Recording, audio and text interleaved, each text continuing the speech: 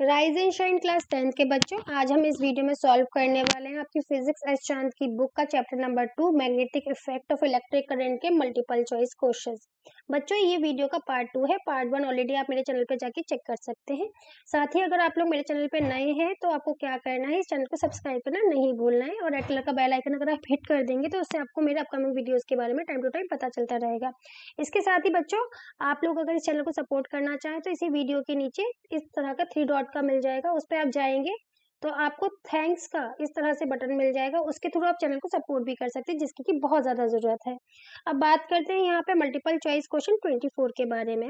ये बोलता है strength of magnetic field between the pole of an electromagnet would be unchanged if. तो यहाँ पे पहले हम जानेंगे कि इलेक्ट्रोमैग्नेट होता क्या है।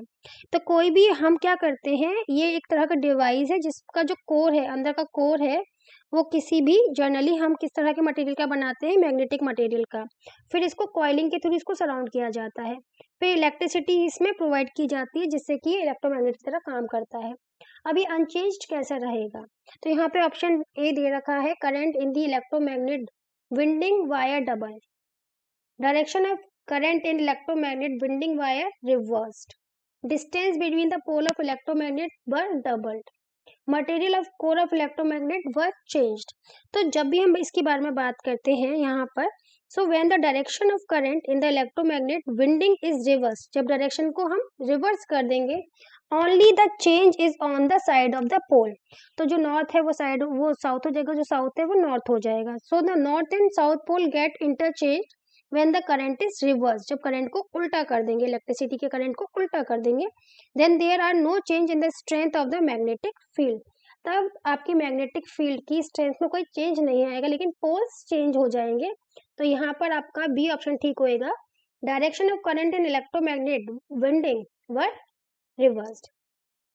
25 के बारे में बात करते हैं। ये बोलता है a diagram given below represent the magnetic field, ये डायग्राम दे रखा है और ये मैग्नेटिक फील्ड को शो कर रहा है by a current carrying conductor, ये आपका करंट कैरिंग कंडक्टर है। तो which is true about this, a long straight wire, a circular coil, a solenoid और अ शॉर्ट स्ट्रेट वायर। तो देखिए यहाँ पर क्या है, पहला आपका है long straight wire is not responsible for curvy electromagnetic lines, तो इस तरह की जो ये कर्वी इलेक्ट्रोमैग्नेटिक लाइंस है वो लॉन्ग स्ट्रेट ऑफ वायर में नहीं आता है। फिर दूसरा है आपका circular coil, so the magnetic field lines depend on a solenoid and current carrying conductor और number of the turns, the turn in a circular band of a current carrying conductor on solenoid which concentrate circle concentrate on the wire. तो ये concentrating line इसी की वजह से आएंगी, circular coil की वजह से। तो बी ऑप्शन यहाँ पे ठीक हो जाएगा। सी है सोलेनॉइड, तो solenoid not able to produce without current, तो सोलेनॉइड में बिना करंट के तो प्रोड्यूस हो नहीं सकता। फिर शॉर्ट स्ट्रेट वायर, तो इसकी मैग्नेटिक फील्ड बहुत ही कम होती है, तो इस तरह के आपको वो नहीं दिखेगा, तो सही आ जाएगा सर्कुलर कॉइल। फिर आता है 26 क्वेश्चन के बारे में हम लोग यहाँ पे बात करेंगे। बोला गया है क्वेश्चन नंबर 26 में, the magnetic field inside a long straight solenoid carrying current. तो पहले हम सोलेनॉइड को समझते हैं कि सोलेनॉइड होता क्या है।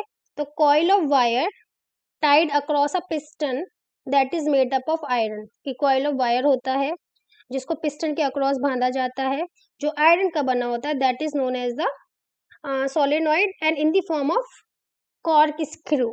तो यहाँ पे बोला गया है the magnetic field inside a long straight solenoid carrying current. तो आप यहाँ पर देखिए, ये आपका दे रखा है लॉन्ग स्ट्रेट सोलेनॉइड। तो यहाँ पर पूछा गया है मैग्नेटिक फील्ड के बारे में पूछा गया है, zero, decrease as we move toward it and increases as we move toward it and same in all the point. तो देखिए, तो यहाँ पे जो field of lines inside the solenoid है, आप ये देखिए इधर फील्ड ऑफ लाइंस है, आप देख रहे हो, ये मैग्नेटिक फील्ड ऑफ लाइंस है इनसाइड सोलेनॉइड, और ये जा रही है सीधे सीधे जा रही है, ठीक है। ये कैसी है, ये पैरेलल है, that indicate that magnetic field is same in all direction. अगर पैरेलल है तो हर डायरेक्शन में वो कैसी है, सेम है। तो 26 का यहाँ पे डी पॉइंट सही हो जाएगा, is same at all the point. 27 है, which of the following correctly describe the magnetic field near a long straight wire. तो ये आपका लॉन्ग स्ट्रेट वायर है और ये मैग्नेटिक फील्ड का डायरेक्शन है। तो क्या बता रहा है, the field consist of straight line perpendicular to the wire, जो फील्ड है वो स्ट्रेट लाइन में है, no. The field consist straight line parallel to the wire, parallel भी नहीं है। The field consist the radial lines, की रेडियल लाइंस ओरिजिनेट होनी फ्रॉम द वायर, नो। ये कैसे कॉन्सेंट्रिक है और सर्कुलर है। The field consist of concentric circular centre on the wire, तो बिल्कुल ठीक ऑप्शन आ जाएगा यहाँ पे डी वाला।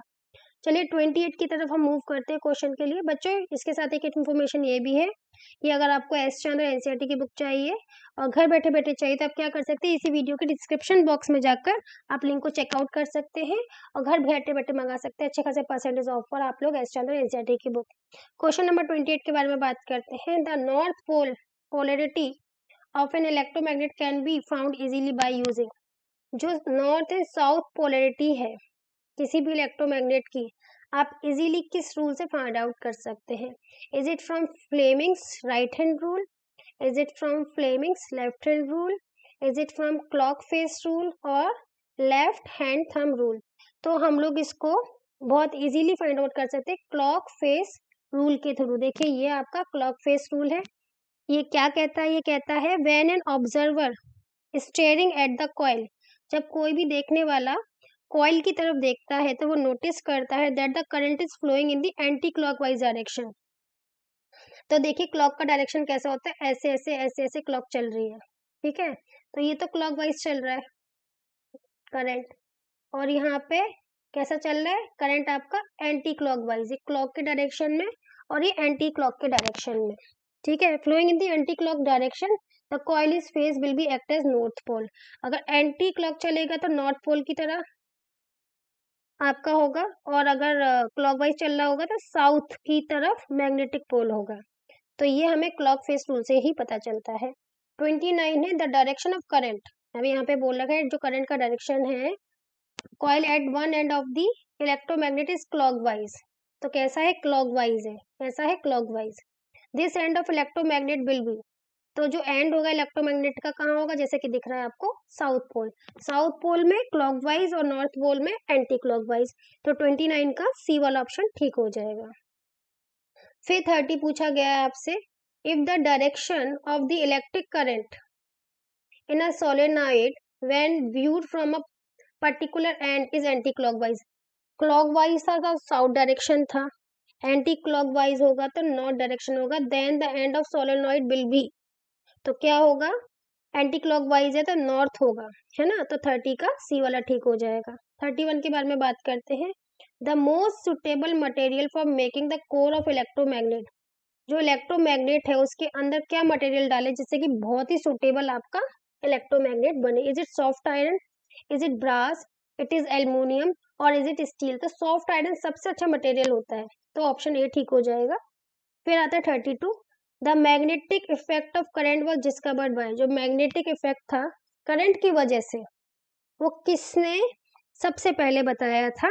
तो ये जो बताया गया था magnetic effect of electric current discover किया था hence Christian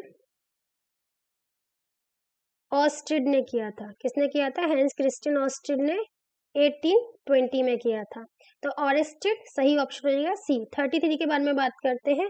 a soft iron bar is inserted inside a current carrying solenoid, the magnetic field inside the solenoid is. Soft iron बार रखा गया है inside the solenoid, current carrying solenoid, तो जो magnetic field inside the solenoid होगा वो कैसा होगा, will decrease, will increase, will become zero, will remain the same.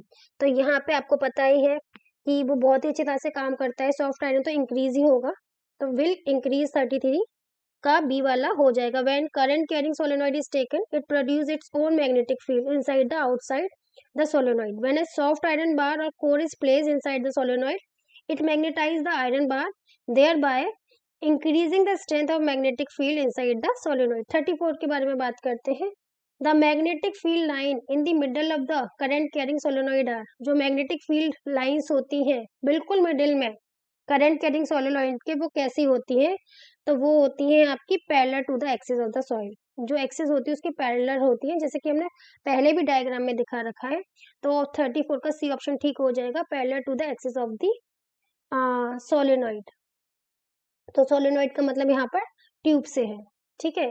फिर आता है लास्ट क्वेश्चन से 34, 34 है एंड 35, 35 एंड 36। तो यहाँ पे 35 है, the front face of circular wire carrying current behave like a north pole. जो फ्रंट फेस है वो नॉर्थ पोल की तरह काम कर रहा है, इसकी तरह काम कर रहा है। द डायरेक्शन ऑफ करंट कैसा होगा, तो कैसा होगा, ये आपका एंटी क्लॉकवाइज होने वाला है।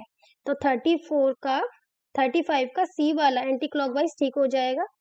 फिर है 36, the back face of the circular loop wire is found in south magnetic.